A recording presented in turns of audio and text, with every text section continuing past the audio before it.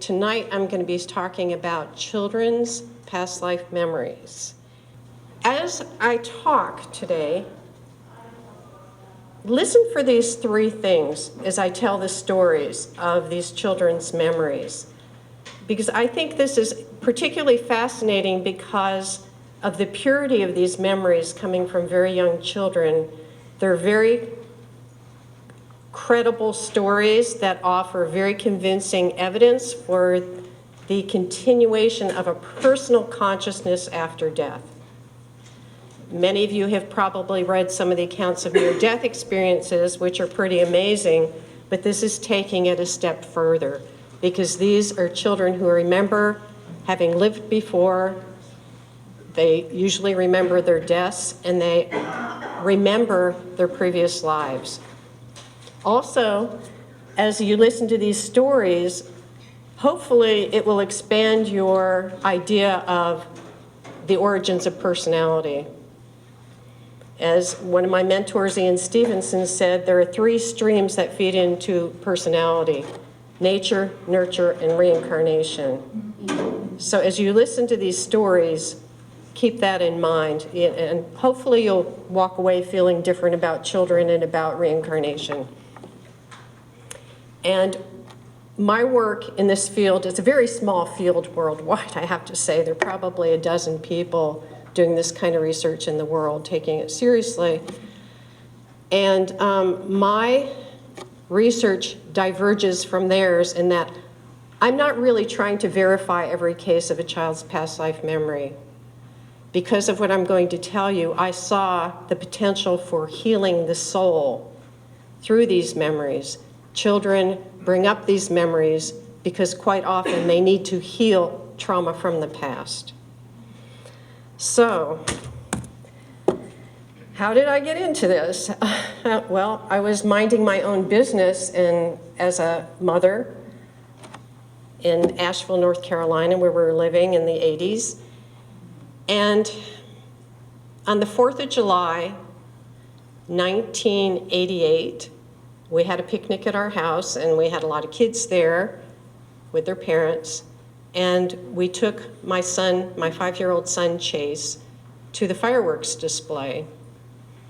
And as soon as the big booming sounds began, he became absolutely terrified. And it was odd because we had taken him to other 4th of July celebrations before, but on this particular evening, he became absolutely hysterical, so much so that I had to take him home. And he really wouldn't calm down. He was crying. And I remember rocking him in the rocking chair. He was that big at the time. And I couldn't figure out what had happened. Immediately I was trying to figure out if he had been exposed to any loud sounds like that before. And as far as I knew, since I was a stay-at-home mother, he hadn't. But I figured, well, he probably had too much sugar and was just hyped up from all the kids at the house.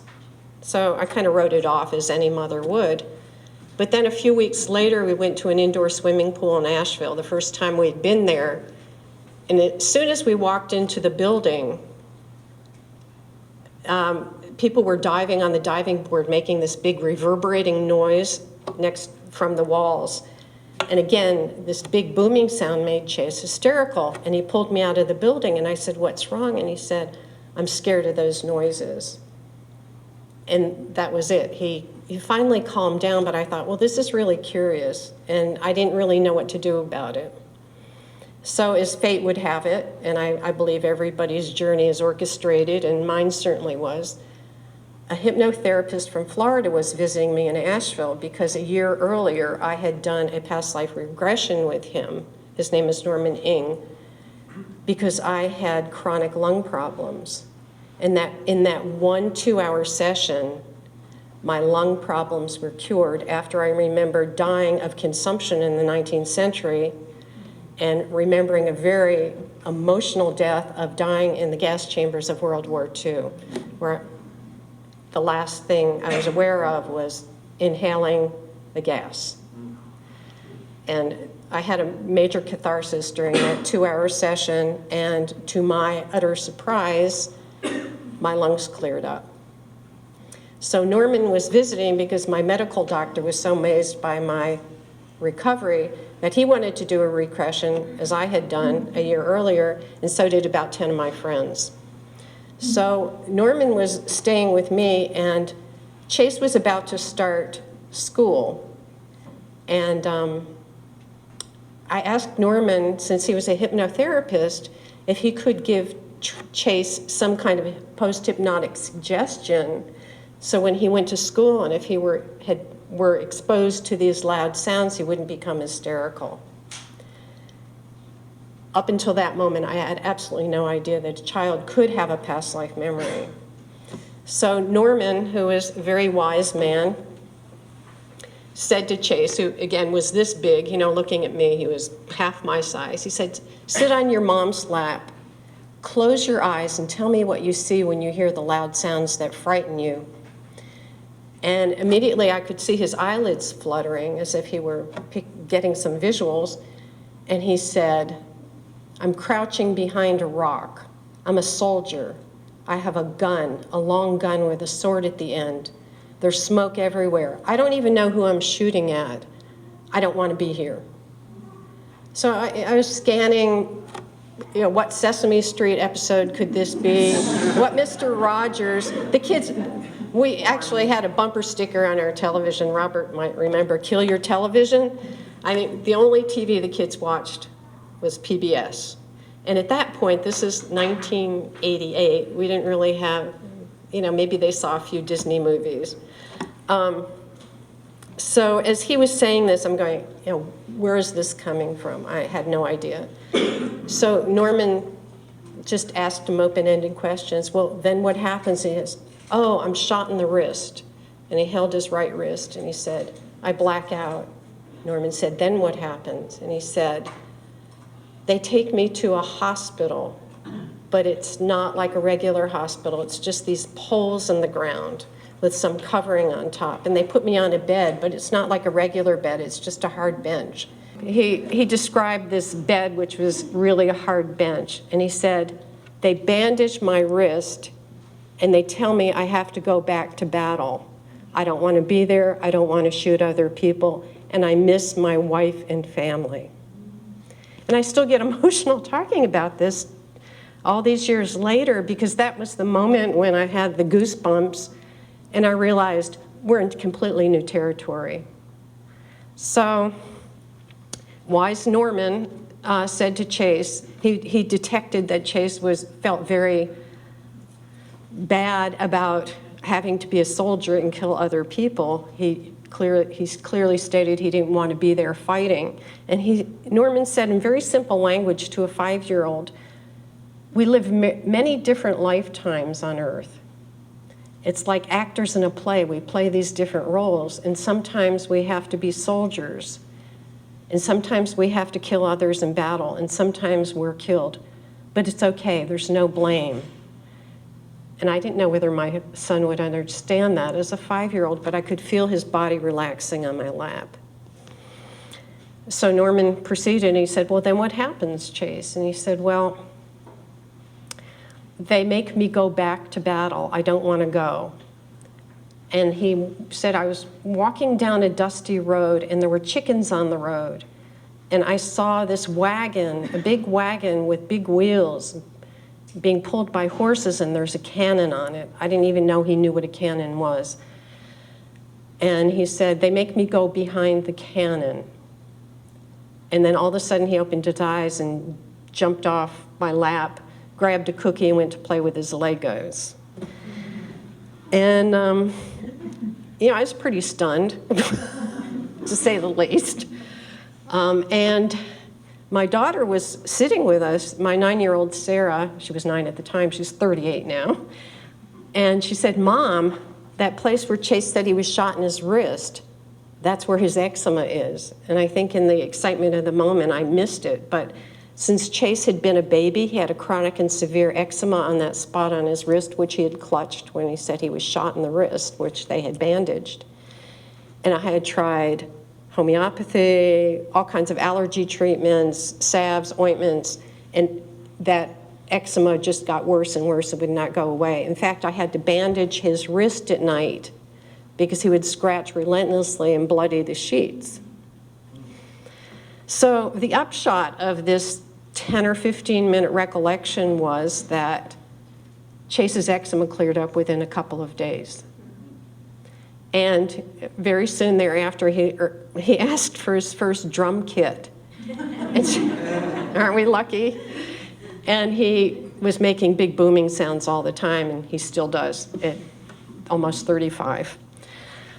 So we were moving from Asheville right after that, so I kind of put all of this on hold, but I was totally obsessed with trying to figure out what had happened with Chase, why his eczema went away, why his phobia went away of the loud booming sounds. And we were moving, we moved to Media, and shortly after we moved, I was eating breakfast alone with Chase one morning, and he said, "Mom, remember when I was a soldier?" He hadn't brought it up in 6 months or so. And we hadn't talked about it because we were so busy with the move. And I said, yeah. And he said, well, we talked differently. I said, well, what do you mean? He said, well, actually, I was black. I was a black soldier. And I said, oh, okay. And he went back to spooning his cereal. Like something, it's like a day in the life, right? So I thought, well, that's kind of ironic, because if you saw Chase, he's this white boy, redhead in this life. And I thought, well, we change race, we change sex, why not? And didn't hear anything about it. That was that. And then about a year later, Chase went to second grade, and it was right after that first Iraq invasion, Desert Storm, and they were putting up yellow ribbons all over his elementary school. And he got in the car when I picked him up, and he said, he was very upset, and I said, Chase, what's going on? And he said, Mom, they don't understand what war really is. They're putting up all these yellow ribbons. He said, my memories are coming back. So by this time, I had started training in past life therapy with Roger Wolger and some other people.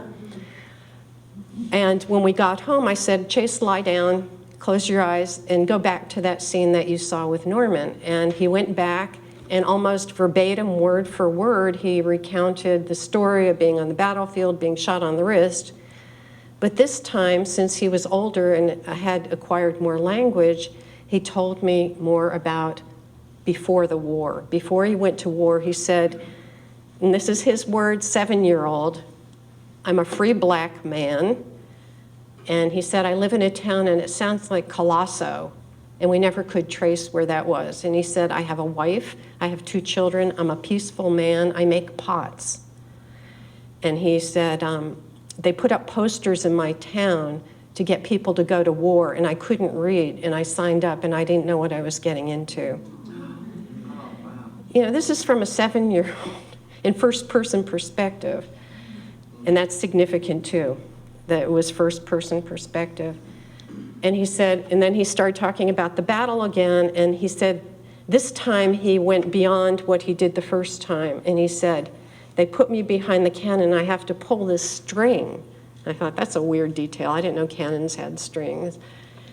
And he said, all of a sudden, I'm floating above the battlefield, looking down, and he said, I died. And he said, I see smoke below. And he said, it's a relief to be out of there.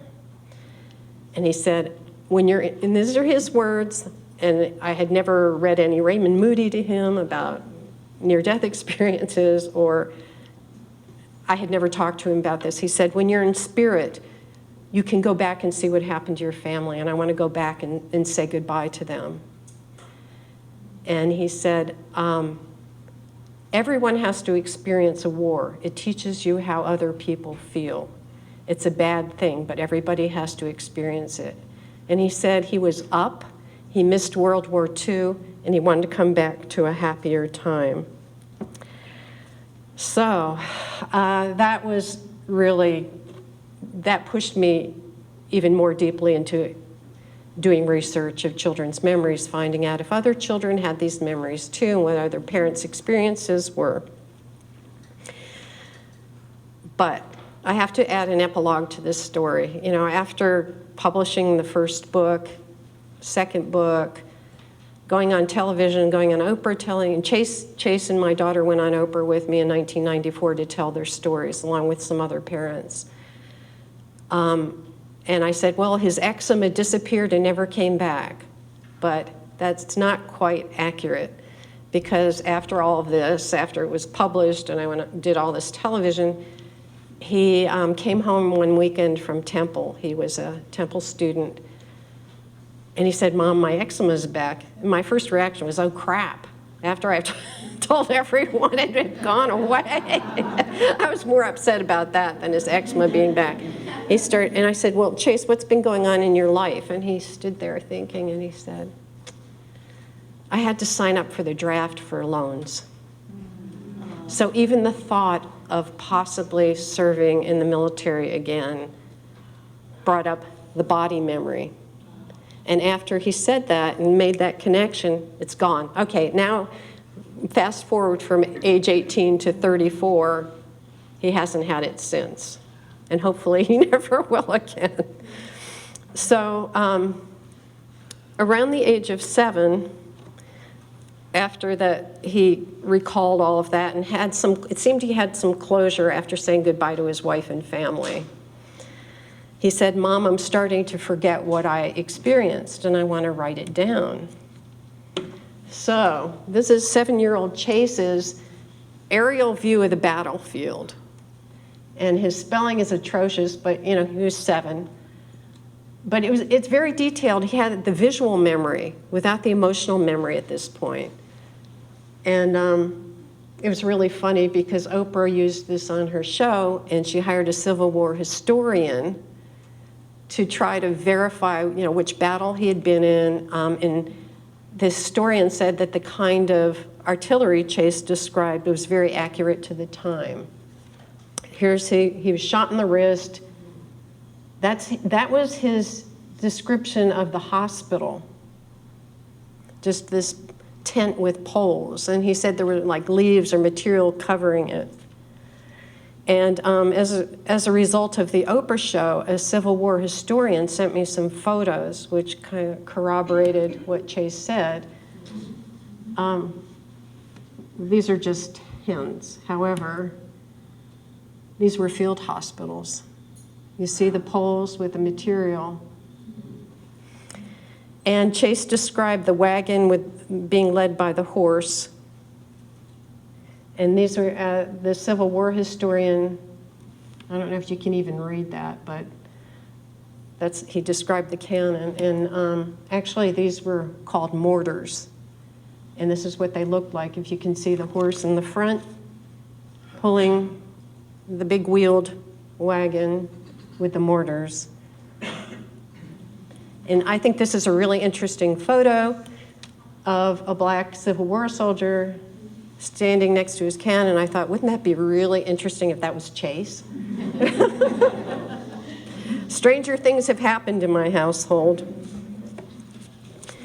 So I started doing my research. This was pre-internet days, and I was relying on talking to parents in my community, especially Asheville. There were some like-minded parents who wouldn't be freaked out if I asked them if their kids had any past life memories.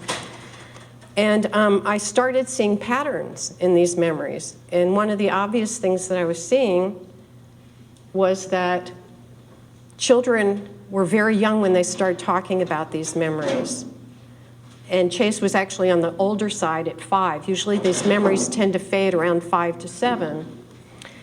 And when young children talk about these memories, some of them are still in diapers, mind you. They're that young. Their tone of voice is very matter of fact. If you have small children or are familiar with small children, when they talk about a fantasy, it's usually with a kind of lilting tone of voice, like the prince and the king and with the children's memories as they begin to talk about them, sometimes as soon as they can talk. They will tell you very matter-of-factly and directly in a very serious tone. They'll say something like, when I was big before, I was a soldier. Or when I was big before, I had a farm and the farm burned down and my family and I were killed. This is coming from a 2 or 3-year-old. So they're very direct, it's very matter of fact, they have a different tone of voice. Sometimes they use words outside of their normal vocabulary. Quite often they'll talk about things that are totally outside their range of experience too. And sometimes it's just one statement. And I have this great little case that I want to share with you. And some of these cases are just a single remark. You know, a kid will say, well, when I was big, I died when I fell off the boat. They might have a phobia relating to water or not, but they'll just make one statement and not repeat it. I got this very cute little email from a woman in England who told me about her daughter, Elizabeth, who at 2.5, and this is the first time I've told this story publicly, so I'm cheating a little bit. They were in the garden, and they were weeding the garden, and the little girl Elizabeth asked her mother, "What is this flower?" And the mother said, "They're daisies." And she said, "Oh, just like me, I'm Daisy Pickles." So her mother thought, well, that's kind of weird, you know.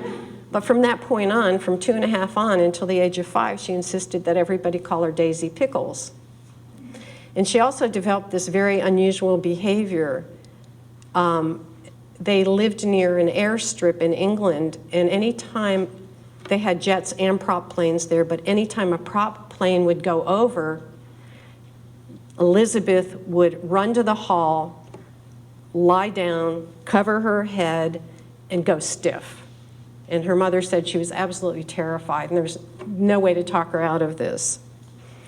So years later, Elizabeth's mother received the genealogy of the family from her father, who said, "You've got to look at this." And she did, and there was a Daisy Pickles in the family line who died in 1942 in London. Yeah, and I did some research because I thought, well, the Blitz was in 40 and 41, so that didn't add up. But good old Wikipedia, there were shorter, more intense bombings in different cities around England, in different towns in 1942, in the spring of 1942. So when Elizabeth's mother contacted me, Elizabeth was 24, and she was still extremely phobic of prop planes going overhead. So she told her mother she's terrified. She gets this feeling in her stomach, and she's just terrified. So I referred her to a past life therapist in the UK. So anyway, sometimes these cases are very small, and as you will see later when I tell some of the stories, they get very complicated and big. So children talk about things that they couldn't normally know in their 2 or 3 years of life. And they usually talk about this in the first person, as Chase did. And there's no way Chase knew about the American Civil War and about the weaponry and what it was like to be a male soldier in the heat of battle. And what's interesting, too, is I found that sometimes children would talk about these memories for a few years at least. And the details would remain consistent, which I found fascinating. Like in Chase's case, when 2 years after he had that memory with Normaning, it was almost word for word the same story, the same visuals in his mind. And these memories generally tend to fade between 5 and 7. And as I just described in the case of Daisy Pickles, quite often there's some behavioral patterns with a child or traits that match up to what they're saying. So it's not just a few statements which you could write off. There are other possible explanations. In fact, I had breakfast with, I spoke at a conference a long time ago, and I had breakfast with John Edward, the medium, and he was trying to tell me that past life memories in children are really spirits coming through children. And I said, well, that doesn't account for the behaviors, some physical characteristics like Chase's eczema, which was reminiscent of that wound. You know, this is so integrated in a child's personality that it wouldn't just, it would be like total possession. So in that sense, what's the difference between reincarnation and possession? it's more integrated into the personality, and sometimes the memories fade over time, but the characteristics, the personality traits remain. So this was what I was coming to with my research, and I put an ad in Mothering Magazine and the ARE. I wrote an article for the ARE magazine and for the Journal of Regression Therapy. I started getting letters. Remember letters? It was slow back then, and each letter was precious because each letter was a case. You know, there was no other way to access this information. So I started thinking about, as I was delving into past life therapy and practicing, I was thinking, well, it's really interesting how in past life therapy with adults, there are patterns that you can see throughout a person's life, going back to even the family of origin, even to childhood. They're patterns, and they're the dominant core patterns in people's lives. And in past life therapy, we use those patterns. We look at those patterns as having a precedent in past lives. And I've got to say, we carry over positive traits too from past lives, like precocious abilities, knowledge, wisdom, but we also carry trauma. And it works very much the way PTSD in the current life works. And this is where my focus has been, on healing that trauma from past lives in children. So I was developing this model, you know, based on what I had experienced with Chase and his sister, whom I won't talk about tonight because I don't have time, who also had a phobia that went away after she remembered she had a phobia of fire. And after she talked about her memory with Norman, her phobia of our house burning down went away because she had died in a house fire as a child. So I started doing my research, and it was really hard. You know, you had to go to libraries and bookstores and rely on the mail. But I did see references to Dr. Ian Stevenson at the University of Virginia. And I'm just curious, how many of you have heard of Ian Stevenson? This is an educated group. Okay, so I came across a reference to him, and I think it was in Many Lives, Many Masters, which a lot of people have read, Brian Weiss's first book. And it just mentioned that he did research of children's past life memories. And it's like, I couldn't find anything. I couldn't find any books in the bookstore. So I finally tracked him down through the University of Virginia. And his story is pretty amazing. He was the chairman of the Department of Psychiatry at the University of Virginia Medical School. And he became disenchanted with Freudian psychoanalysis, and I don't blame him. And his mother, I think, had been a theosophist who, they believe in reincarnation. She was into esoteric literature. And in the early 60s, someone sent him a case of a child in India who had a very detailed past life memory. And he became hooked. He said, this would be amazing research to do to see if this can show evidence for the continuation of a personal consciousness after death. So he did more than 45 years of research, but mostly in countries that believed in reincarnation, because that's where the cases were coming from. He networked with colleagues in India and Thailand and Myanmar, and he started getting cases, and people would read about these cases in the newspapers in India, and then contact these professors in India who would contact Ian Stevenson. And he documented, before his death in 2008 or 7, I can never remember, he had documented almost 3,000 cases. And I mean documented. He was extremely thorough. He used translators. He went down these dirt roads in Burma on an ox cart, you know, just seeking out these families in very remote areas. And he would document everything the child said, everything the relatives remembered, looking for discrepancies in the story, because he was publishing for his medical colleagues who thought he was nuts. And his research is really outstanding. I had the honor, privilege of sharing some cases with him through a very synchronistic, weird event. After my first book was published, I got an email from Jim Tucker at the University of Virginia who said he was married to my friend from Asheville, Chris, and he heard about me, and by the way, he's Ian Stevenson's research associate. He's a pediatric psychiatrist, and since Ian's death, he took over his research. But through my connection from Asheville, I met him and met Ian Stevenson, and this was in 2000 when we went to investigate one of my cases in Chicago, which I'll tell you about in a little while. So I had the privilege of joining him on his investigations, which was really fascinating because he was looking to verify memories. He wasn't really interested in the healing aspects of memories. It's all about collecting the evidence, corroborating it with someone who died before, who fit the description that the child gave. And he has some remarkable cases. But he also saw the patterns too, and he documented the patterns in the cases. And again, the young age at which children remember, they can have behaviors that manifest before their verbal abilities, like phobias, for example. A child is particularly phobic of buses or water or fire or odd things.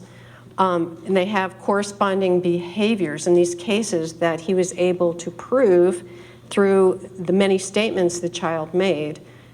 A lot of children in Asian countries remembered names, places, very specific details, names of relatives, which I wasn't finding with American cases.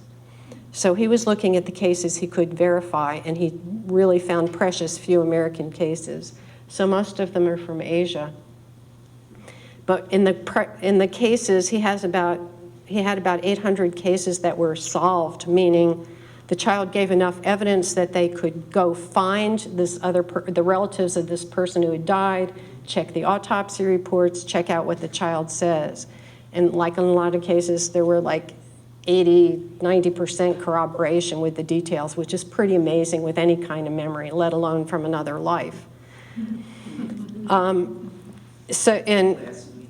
Yeah, exactly. How about 3 hours ago? So, and a lot of these children in the solved cases recognized relatives from the past.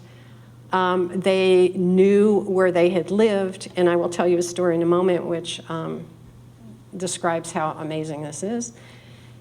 And anyone who's familiar with the selection process of the Dalai Lama, when they present objects owned by the former Lama, ordinary kids can do that too. They will recognize things they owned in their previous life. You don't have to be a spiritual adept to do that. So what I found what really got me excited when I was reading Stevenson's research, when I began reading it, was he did a lot of statistical analysis, which I couldn't do and wouldn't want to do. But he determined that 75% of the kids remembered how they died. Death leaves a big imprint, especially traumatic deaths, because 50% were traumatic deaths. And I'd say actually the percentage I've seen is higher than that. But what was really blew my mind when I first read this, just having had the experience with my two children, is that 35% of these children who remembered how they died had phobias relating to the way they died. The fear that got locked in at the time of death through the trauma carried over. So this is pretty mind-blowing stuff. And then, not only that, and I think it was 1998, Ian published a 2,200-page, two-volume tome called Reincarnation in Biology.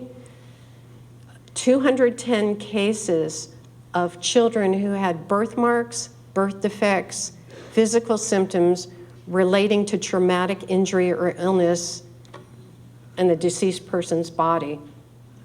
Chase's eczema is an example. This is a sketch from an autopsy report of a man who died in 1954 in India. He was killed in his village by someone who shot him in the chest.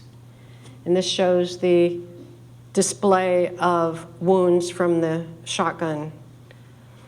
So very shortly after this man was killed in a village, a woman in the village dreamed of this man, and in the dream she saw him and he said, "I'm coming to you." So about a year later, this is a photo of this child who was born as a young man a year after this man was shot, and he was born with birthmarks on his chest, which correspond to where the person he remembered and his mother had the dream about who died in the village. When this boy was born, the birthmarks were pretty pronounced. And at age 3, he started talking about the other person's life. He pointed to his birthmarks and said, "This is where I was shot before." And the mother hadn't prompted him at all. And he talked about that other life until he was about 5 or 6 years old, and he loved going to visit the other family. And in India, when this happens, or in cultures where they believe in reincarnation, it's not unusual for the reincarnated soul, child, to want to go to see the other family. In fact, that's quite often the case. They implore their parents to go visit their other families because they miss them. And sometimes they have this really interesting dynamic of relationship where the child does visit the other family and they become part of the family. If we go back and forth, you can see, and this is what Ian did. He would get autopsy reports, medical reports to corroborate that there was a correspondence. This is a very detailed case that Ian investigated in Thailand, and it's worth talking about because you have to see how detailed these cases are. And prior to recent years, there weren't any American cases this detailed. So there was a little boy in rural Thailand named Chennai, and I hope I'm pronouncing that properly. And from a very early age, his favorite play activity was playing teacher. And he would tell everybody, I am a teacher, when people would say, "You're just playing teacher." "No, I am a teacher." And he would organize all the neighborhood kids. He also, around age 3, started asking his grandmother to go back to another town. He named the town, and he said, "My name is really," I don't remember, Baba Gumai. I can't even pronounce the name. And he begged and begged his grandmother, who was his caretaker, to take him back to this other town because he wanted to see his wife. He wanted to see his twin girls. So finally, the grandmother gave in. They got on a bus and went to this town they had never been before. And the bus dropped him off in the marketplace. And Chennai, who was 3.5, led them to a house. They knocked on the door, and an elderly couple answered the door, and he called them mother and father. And he had told his mother, his grandmother, that he died when he was riding his bicycle on his way to school, that someone shot him in his head. So when they got to the door, he called the elderly people mother and father, and he said, "I am your son." And they invited the grandmother and the child, Chennai, in, and the grandmother said, he said his name is this, and that he was a school teacher, and that he was shot in the head on his way to school on his bicycle. And the elderly couple said, "Yes, our son died that way." And he was introduced to the family, and immediately he recognized the twin daughters he had left, who are now teenagers. And he said, "I'm your father," and he correctly named them. He asked for blue jeans that the school teacher had bought right before he died, and he said, "I put them in the closet." And they said, "Yes, the jeans are still there." And which is really interesting, because of all the things in the world, you'd think when you die you'd forget about that stuff. But I guess buying new blue jeans in rural Thailand was a major big deal. And interestingly, the elderly people were not that convinced that this was their son reborn. I guess maybe there were scams in Thailand about rebirth or something. But Chennai asked for an amulet, a necklace with amulets on it, and he said there are 3 Buddhas on the necklace. And the family got this necklace and only had 2 Buddhas on it, and he said, where's the other Buddha? They had given one of the Buddhas to one of the daughters after he had died. He remarked about changes to the house since his death. It just goes on and on and on. And the teenage girls were not too thrilled because this is a 3 or 4-year-old insisting that they call him father. You know, it's just very strange, but you know, if you grow up in a culture like that, it's not as strange. But what most convinced the family that this was their loved one reborn was the fact that Chennai was born with 2 birthmarks on his head that matched the entry and exit wounds of the bullets that killed the school teacher. And his wife, who was there, that's an interesting dynamic. Yeah, it makes me think of Macron. And actually, okay, but Stevenson actually had a case where somebody in Burma was killed in some insurrection, a young man. He was like 17, 18, 19, and he was married, and he was killed. He reincarnated in the vicinity, and from a very young age, he wanted to find his wife, who by then, and he was born just a couple years after his death, reborn, and he actually met the wife and they married. So there was like a 20-year age difference. It's kind of freaky stuff. So, but, so it was the birthmarks, and actually Ian Stevenson had documented about 19 cases of multiple birthmarks corresponding to fatal wounds or injuries in the former life. So there is, because of Ian's work, there is actually very solid physical evidence for carryover. It's not just, oh, I have this memory, oh, it's integrated in the personality. There's a physical correspondence, which I think is extremely compelling, even for skeptics, but you know, we got a long way to go here. So anyway, I was putting together this model in my mind of how parents could help children who are having traumatic memories resolve them in cases where the kids were troubled, and oftentimes they are. They aren't at peace about their deaths. There is no resolution. There's no closure because they died suddenly, they died traumatically, for whatever reason. So I was putting together this model in my mind, but I didn't really have a way to test it out, that there are ways to help children talk them through the trauma as it was coming up spontaneously in these young children. And then a woman from Chicago saw my little reader ad in Mothering Magazine and called me on the telephone, no email, and she said her 2-year-old, she believed, was having memories of a traumatic past life. Could I help her? She said, I don't think I should take him to a psychologist. They'll think I'm crazy if I say that I think he has a past life memory. So we talked on the phone a few times, and she told me that when Blake was a little old, probably a little older than in this photo, he ran to the front door as his older brother was getting on the school bus. And he started crying, and Colleen, the mother, ran and said, what's wrong? He said, man hit me with truck. And Blake had started preschool, and she said, a toy truck, right? And he said, no, a big truck. He was very adamant, and these kids are very adamant. If you challenge them on the details, they will be, no, big truck. And Colleen said she had just heard Brian Weiss on Oprah right before this, who made one remark. He said, sometimes children can remember past lives. And she wondered, could this be a past life memory? So she asked him questions. She said, well,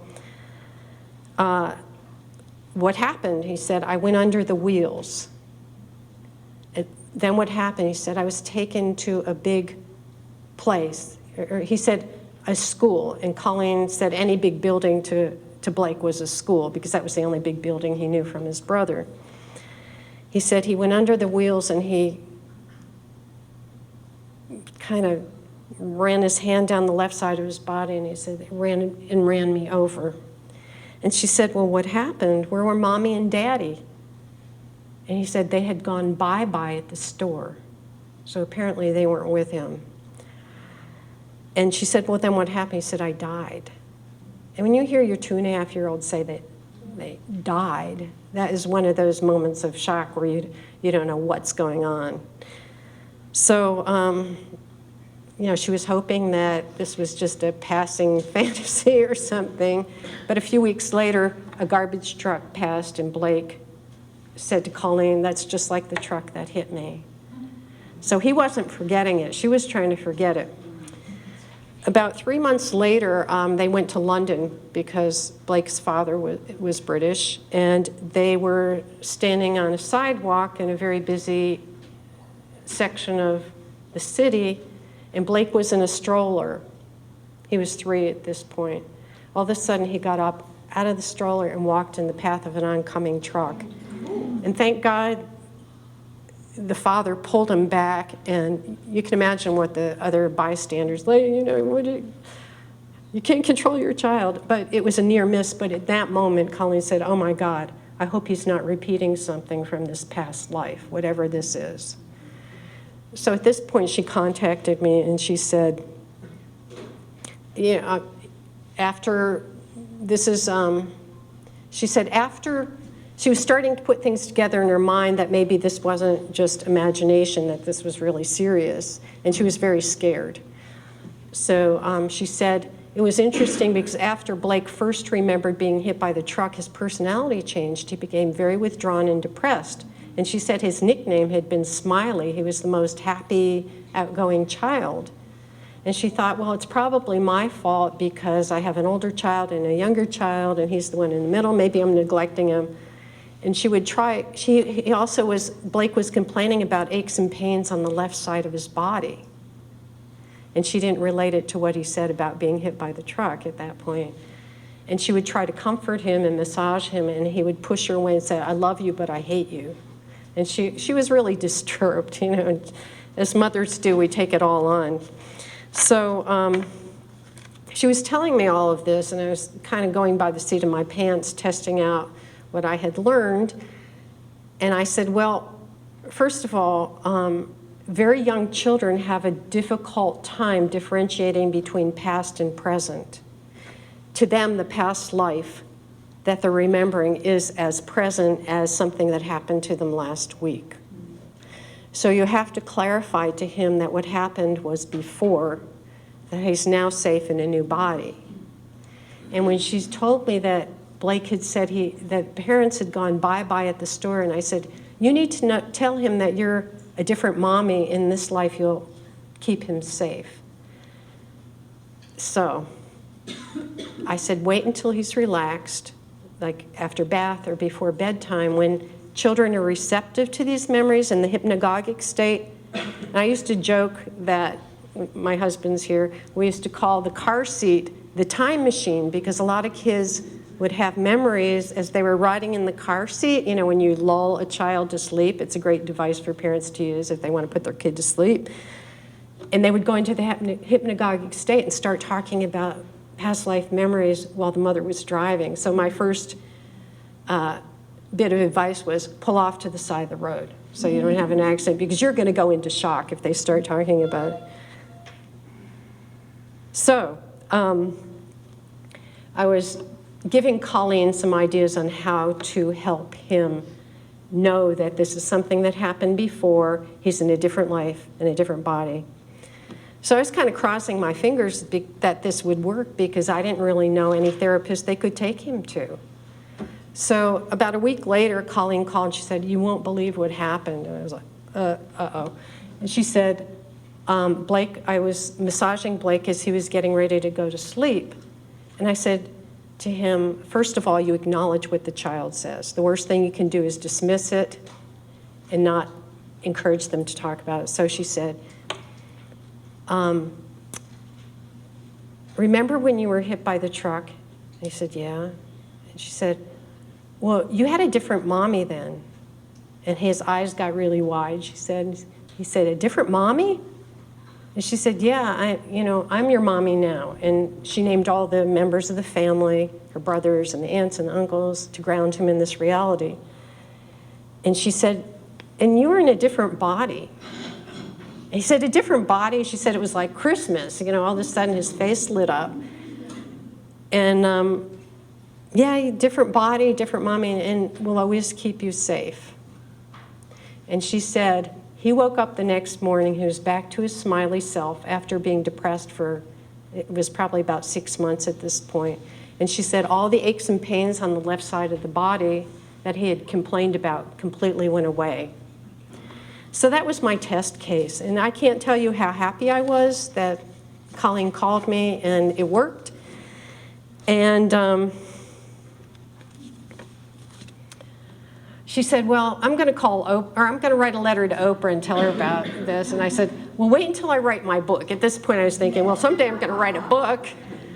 So a year later, I got a call from Oprah's producer. That's how I got on Oprah. She said, we're going through our files for show ideas, and Colleen Hawkins' letter came up. And she said, is this true? And I said, yeah. And she said, do you have other cases? And I said, yes. And my kids and I and some other parents went on Oprah with their kids. I had very few cases at that point, but it was enough. So Oprah did a whole show on it, which got me a publishing contract. But also, more than that, I was scared to death, too. Can you imagine my first public speaking gig for $22 million? Steve was with me, and the kids were with me on the plane. Honestly, I was praying for the plane to crash, which is not cool. But so I started writing furiously, and I was getting more cases from the Oprah show. And by 1997, I had enough material, and struck when the iron was hot. And Steve helped me write this first book. And I had a miracle publishing story. I had a meeting with the president of Bantam Books directly, and they published it, much to my delight. And because of Steve's foresight, they put my website address in the book. And Bantam Books says, we don't do that. What is this? We don't do that. But fortunately, because of that and because of the internet, I started getting a lot of cases. But if any of you have written a book, you know how much work it is, and I swore I'd never do another one. It's like having your first child, and you go, I don't think I could have another child because it's too much work. But, well, it wasn't my doing exactly. And then the book took off. That was a bestseller in Brazil. That's why I show the Portuguese. Like it was on the side of buses and stuff, which kind of blew my mind because I had a friend who was in Brazil, and he said he saw it. But anyway, the best part of that was I started getting a lot of cases, and people started hearing about it, and I did more TV shows. So it was getting out there. So after I swore I'd wouldn't write another book, it was too damn hard, I got a call from a mother, again in the Chicago area. And Chicago is just a hotbed of all this psychic activity, I guess. And I was aware that sometimes souls could reincarnate into the same family, and I had mentioned a case or two in my first book. But I got a call from this very timid mother by the name of Kathy Luke. And she told me her story in a very flat affect, and you'll understand why. She was a teenage mother, and she had a little boy by the name of James. When James was 17 months old, he was diagnosed with neuroblastoma. He had a large tumor behind his left eye, which caused blindness in that eye and caused his face to droop.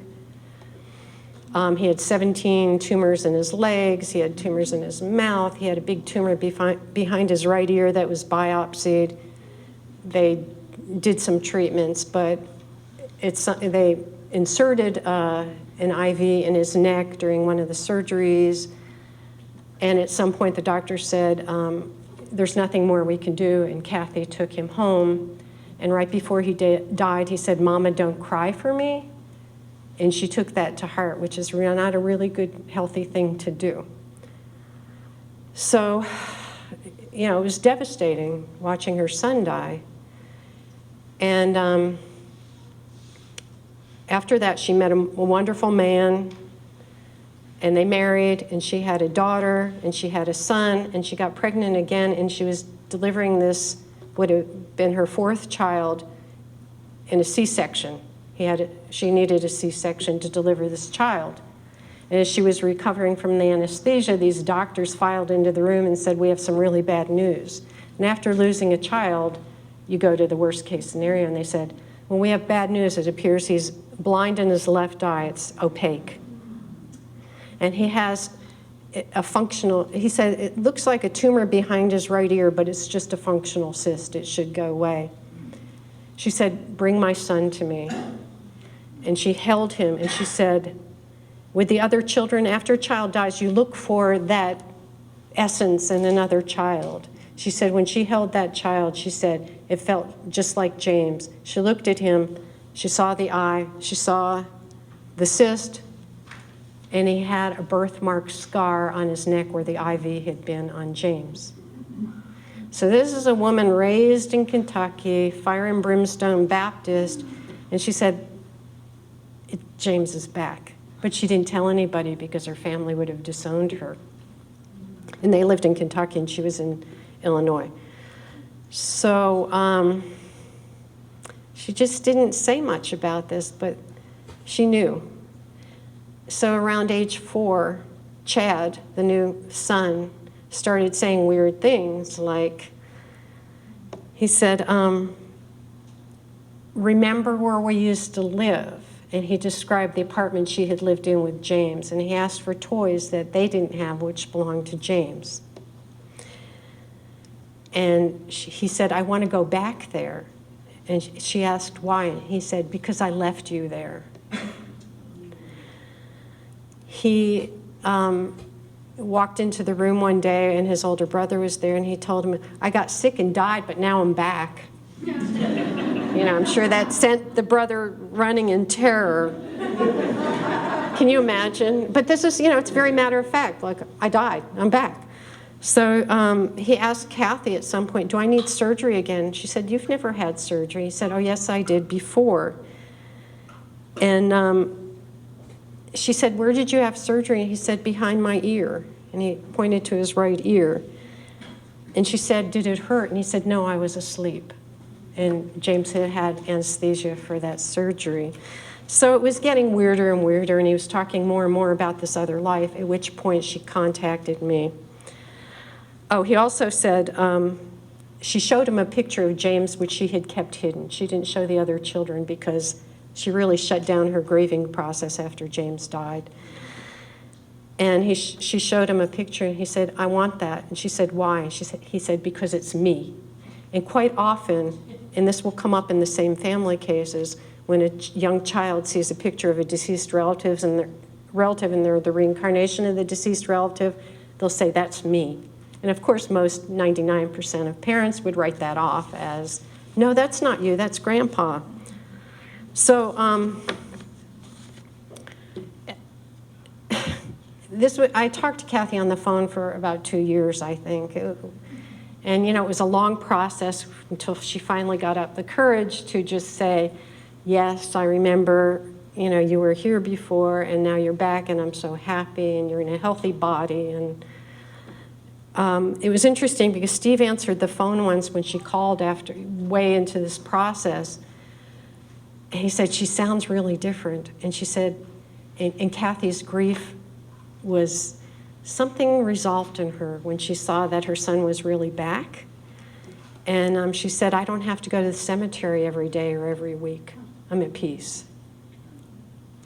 So it's like, okay, I'll write another book. And then, honest to God, as soon as this happened, I started getting flooded with these same family cases, which led to this. I had collected a number of cases. This book came out in 2001, and they're just amazing, the different configurations of grandparents dying, coming back to as their own grandchildren. You know, my own grandpa, that gives that song new meaning. But the most amazing cases of children who die and come back to the same mother.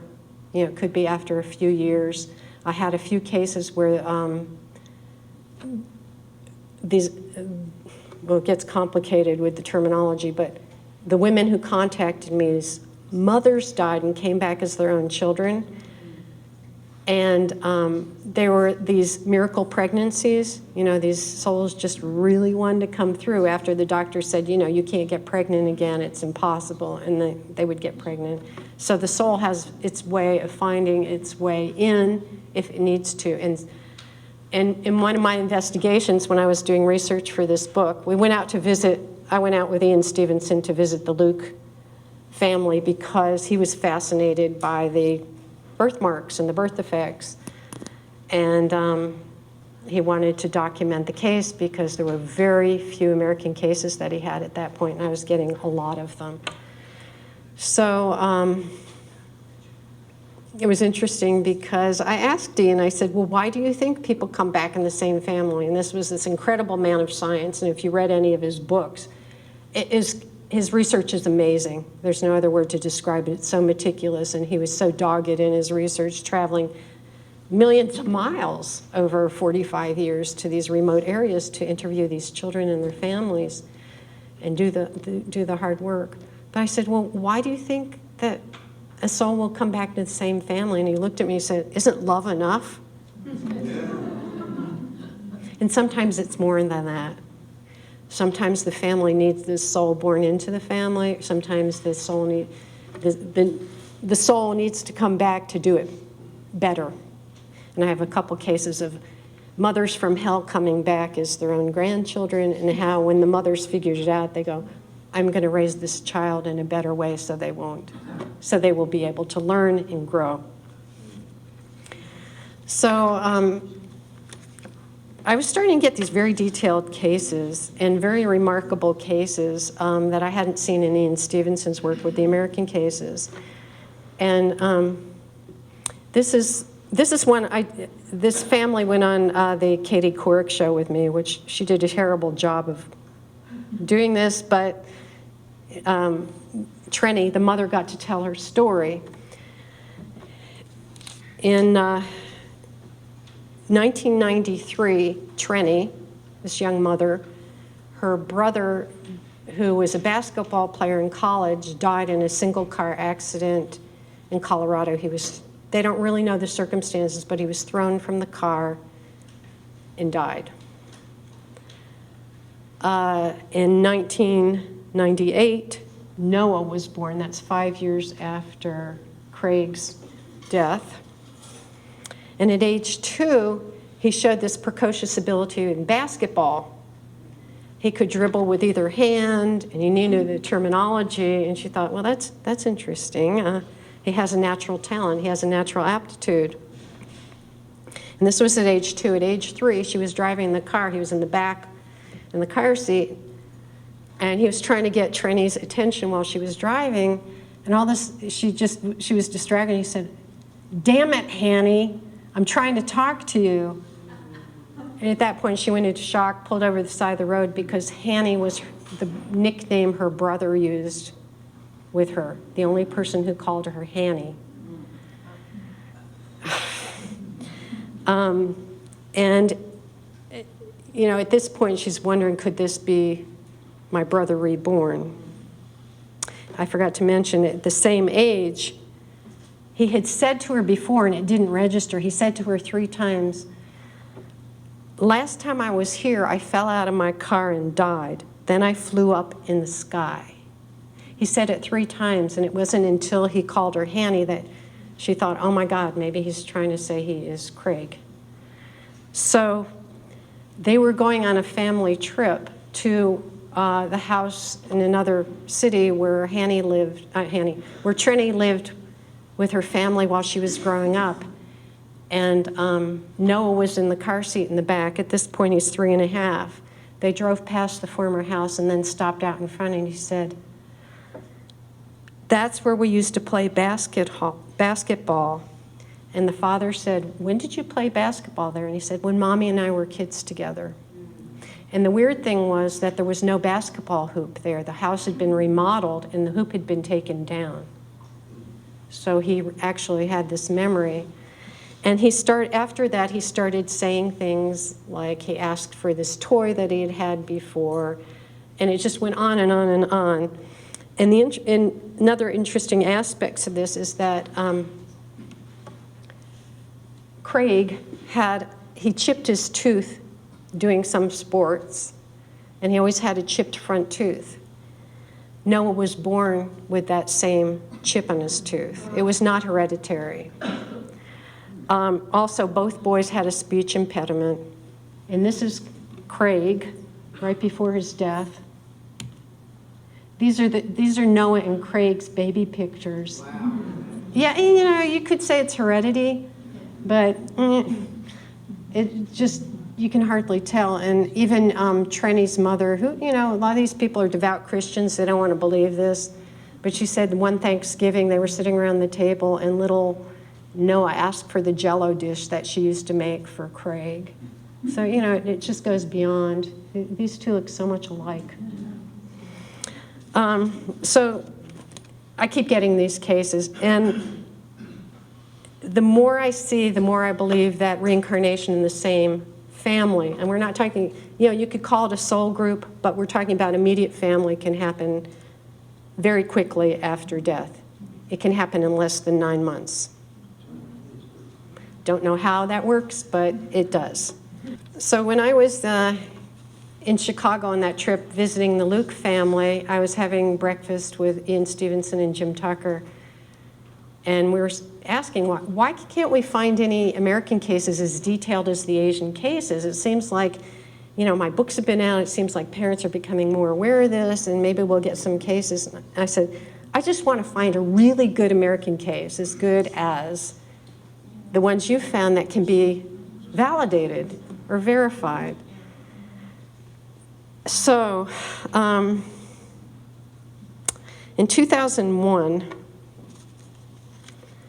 I got an email from a mother in Louisiana who said, "I think my son is having a traumatic past life memory. He wakes up 5 times a week with nightmares of his plane crashing. He's hysterical. He says, it's burning, little man can't get out, and he's absolutely hysterical. And they really have a hard time calming him down." And she said, "My mother sent me your book, and I did what you suggested in the book. I entered his reality. I said, yes, your plane crashed, but you're okay. You're okay now. You're safe in another body, etc." This is little James.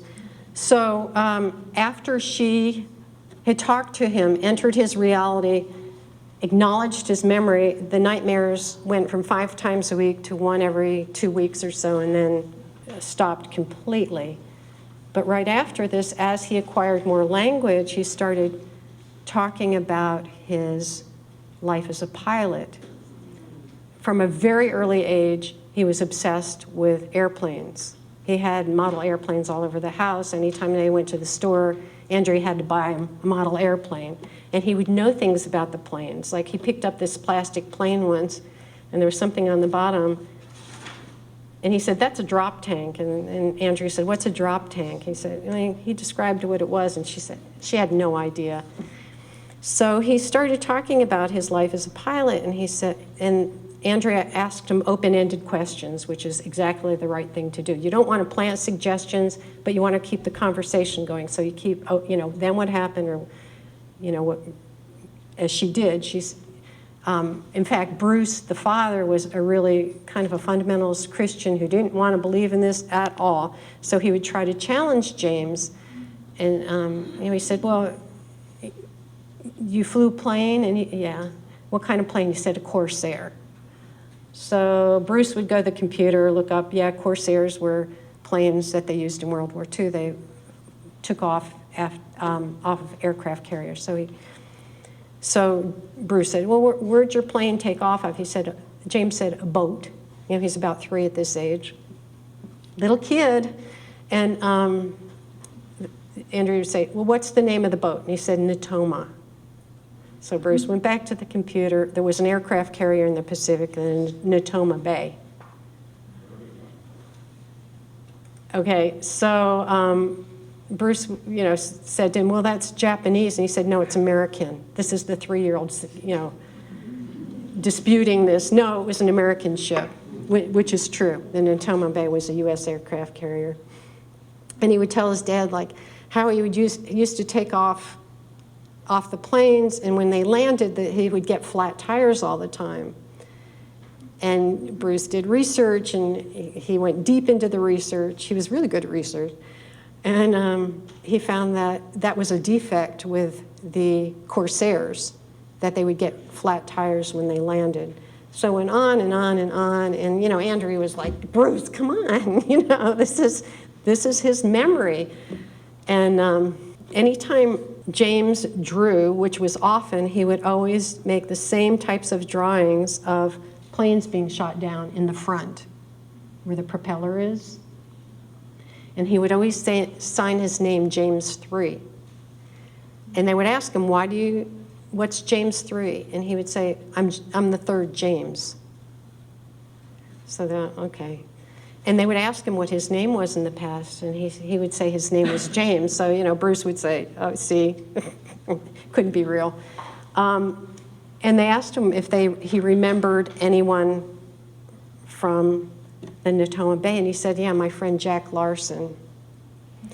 So Bruce got deep into the research, went to a Natoma Bay reunion under the pretense of doing research about a book about the Natoma Bay in World War II.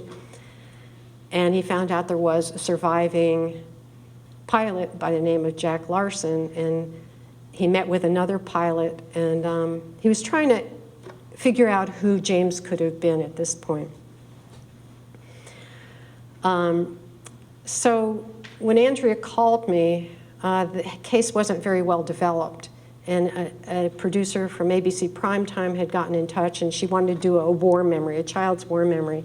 I said, this is the only one I have that's current that might be interesting, but there really wasn't that much, but we did a taping and they decided not to air it. So during that interim between not airing it and reshooting it, Bruce talked to some Natoma Bay survivors, did some research, and James had seen a book that Bruce had of World War II battles in the Pacific. He opened to a page, and there was an aerial shot of Iwo Jima, and James was standing next to him. He said, Daddy, that's where my plane went down. And that was the moment for Bruce when he became a believer.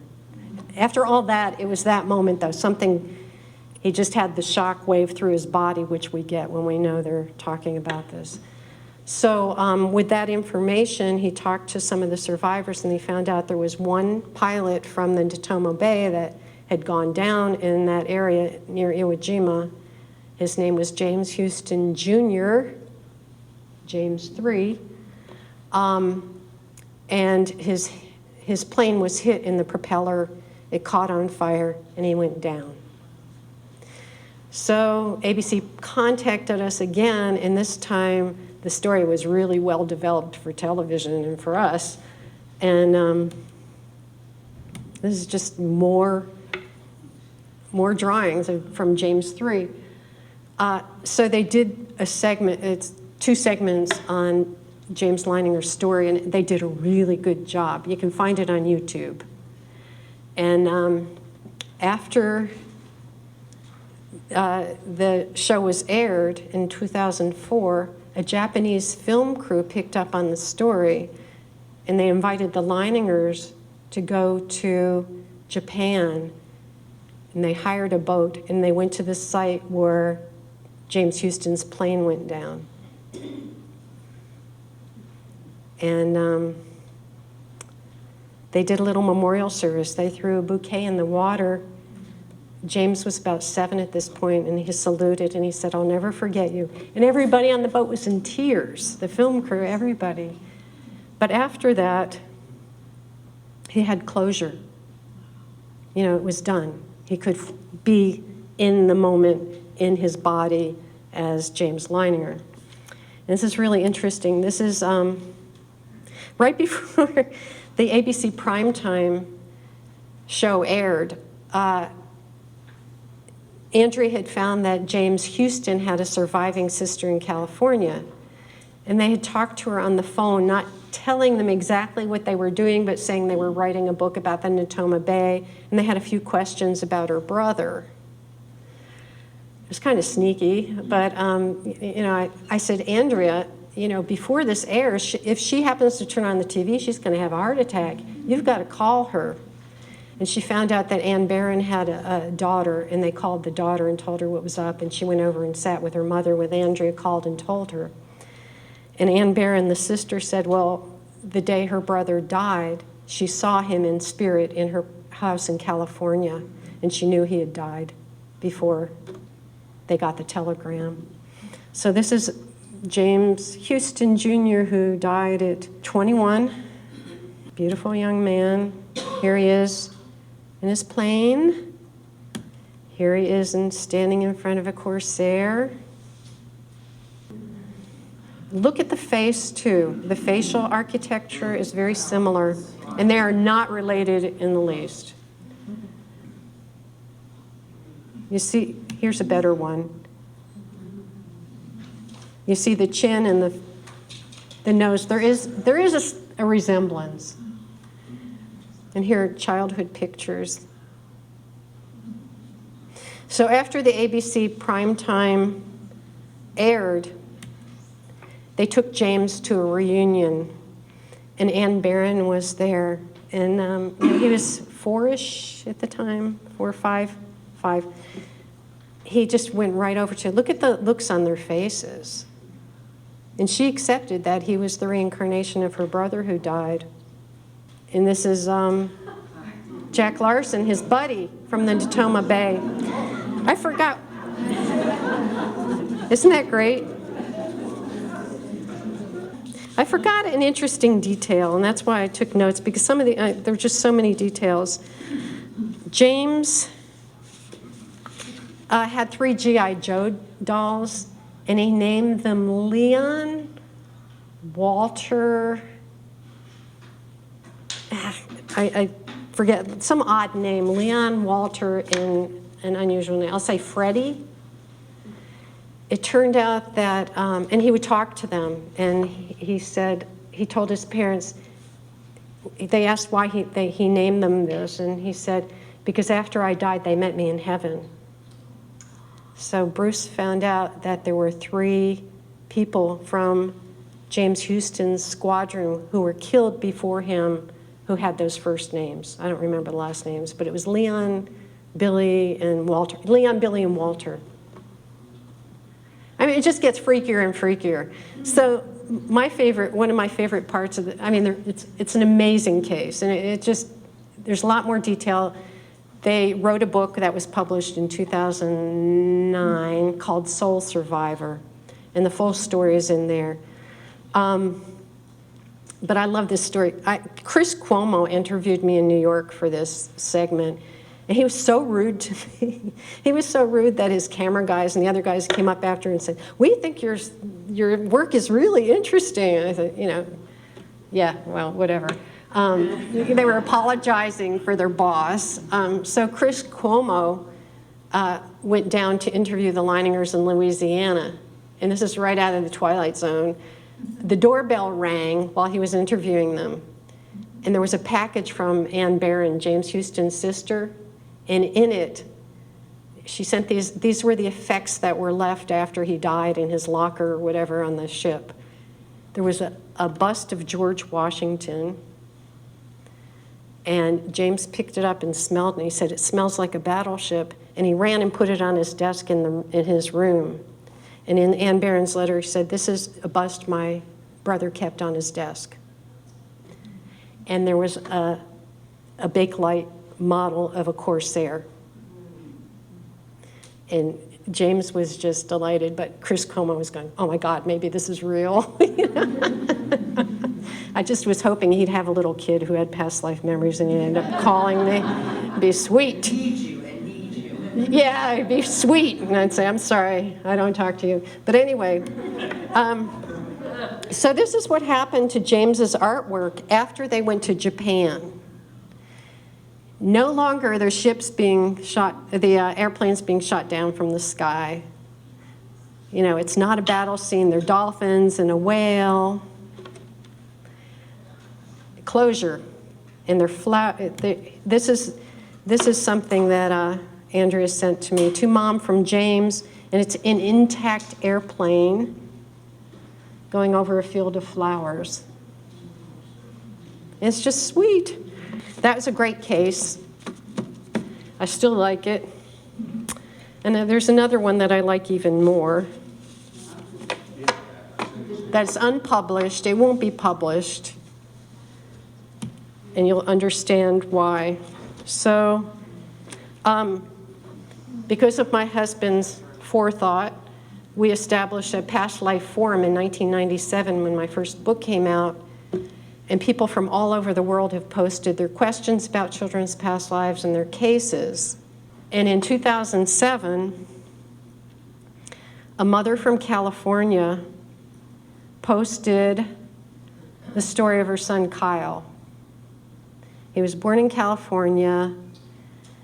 He was obsessed, just like James Leininger with his World War II airplanes, he was obsessed with firefighting. Everything firefighting. For potty training, he got a firefighter's little outfit. You know, he got the belt with the stuff, the gear on it. He would get up early in the morning, and this is when he's 2 and 3. He would get up, he'd take his toy axe and pretend to chop down the walls, saying, there's a fire behind them. And he set up his room like a fire station. And here's a picture of Kyle. This is when he was a little older, but this started it, you know, before he could really talk. He was into firefighting. When he was 3, his mother was reading him this Curious George book, and before bedtime, and he pointed to the Twin Towers, and he said, you ready? Bad men knocked down the buildings, planes broke them. I couldn't get to the people. They were calling for me. And he got very upset. So from that point on, he started talking about his life as a fireman. And he said, they would say, you're going to grow up to be a fireman? No, I am a fireman. He would insist he was a fireman. Actually, he said, I'm fire rescue. He would talk about the bucket trucks, how they would go up and down and you pushed levers. And he said when you finally got down, it would bump before you hit the bottom. And he said his truck had a number 3 on it. His hat had black and white, yellow stripes. That his fire station, they got a new fire truck. It had a TV on it, and there was a boat on top. He would give his mother directions to the firehouse downtown. He said firemen would follow the leader up a line. If someone falls off the line, they use a bright light and camera to find them, and then they have to say cheese. They had Christmas parties at the fire station. One day they had a party, they were making popcorn, and they burned the popcorn, and they took it out of the firehouse and put it out with the hose, and all the firemen were laughing. He said he trains new guys, and his friend Mike, who has 3 kids, trains the older firemen. Every night, Kyle would go into his little sister's room before bed with his little flashlight, and he would do an inspection of the room, and then he'd say, all clear, and then his sister would go to sleep. He has a fear of heights, and he would tell his mother, I like small buildings, I don't like high buildings. He asked his parents for a real air tank and axe because his play ones don't work.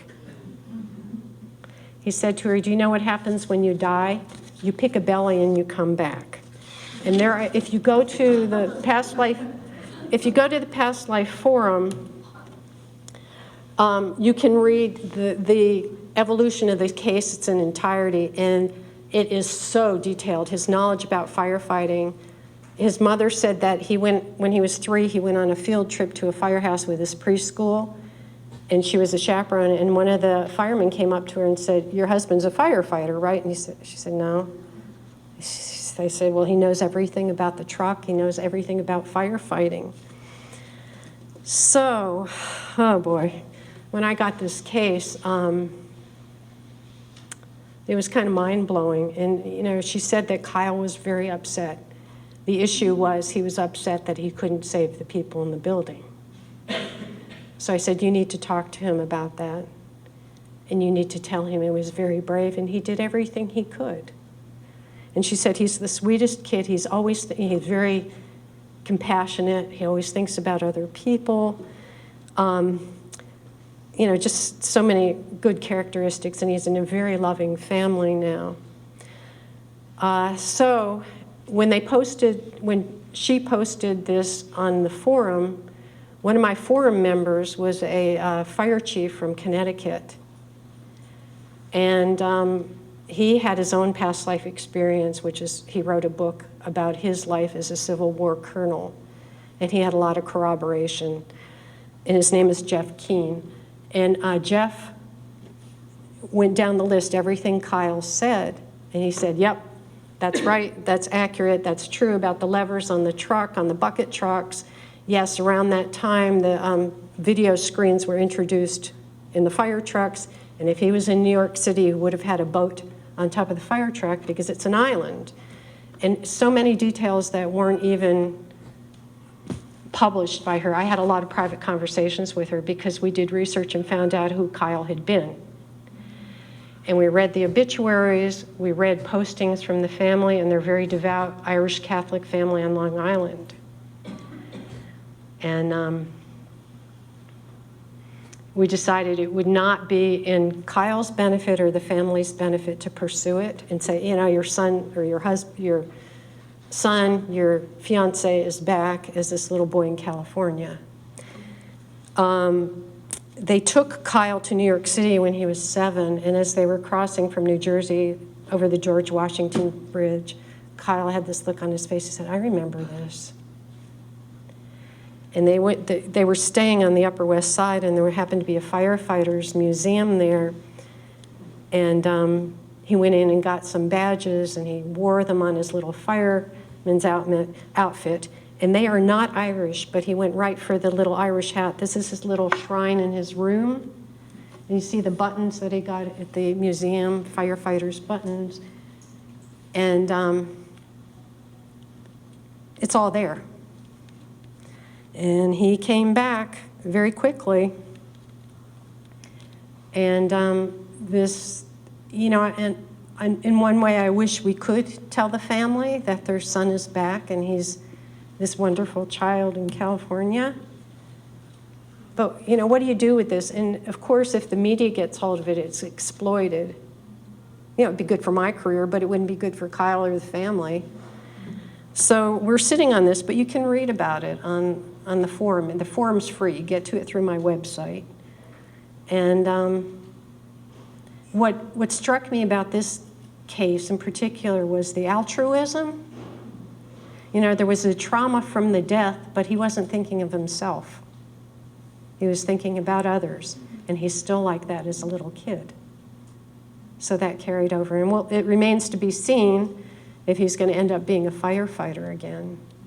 But it's just, there's so much detail. And as he's getting older, the memories are fading, but he's still interested in firefighting.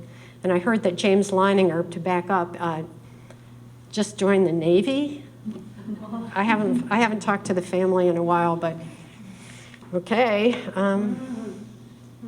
Yeah, I wish him well, and I hope he remains safe. So there's so many amazing stories, and there's a new book out called The Boy Who Knew Too Much. Anybody heard about it yet? Okay, so this mother in Malibu, she looks like a Malibu mama, called me. I wasn't going to talk about it, but she called me when her son was 2.5. He was a baseball prodigy. Have you heard about this? Yeah, so one of the coaches said he started talking about when he was a tall baseball player before. And someone spotted him playing baseball in a video, and he got a bit part in an Adam Sandler movie. You know, he was throwing the baseball or hitting the baseball in the movie, and this was in Massachusetts, and his mother took him to Fenway Park, and they were walking through one of the corridors, and there was a picture of Babe Ruth, and he looked at it and he said, "Babe Ruth was always mean to me." You know, he's like 3, 4. I think he was 4 at the time. Well, the case developed and developed and developed. He's the reincarnation of Lou Gehrig, I'm pretty sure.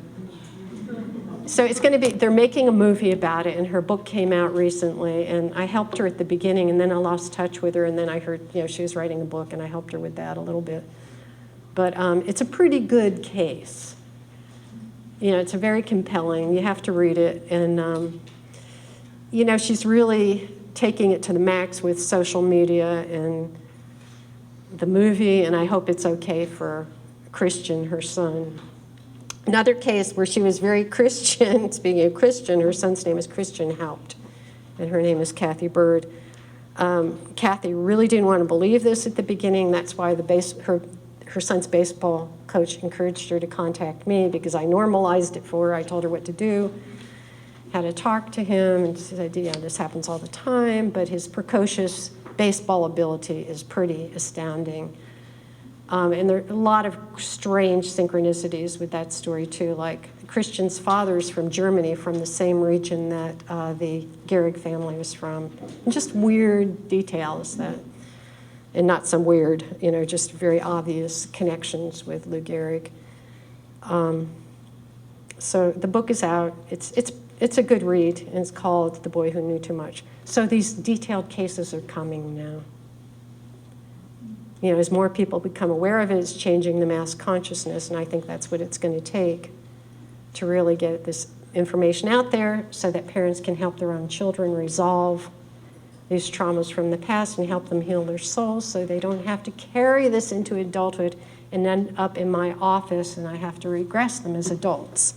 Because these patterns, a lot of them will persist if they're not addressed when the kids are young. And when I work with adults, we go back to these early phobias, we go back to these other experiences they had, and it all ties in. You know, the evidence was there when they were young in the core patterns. So,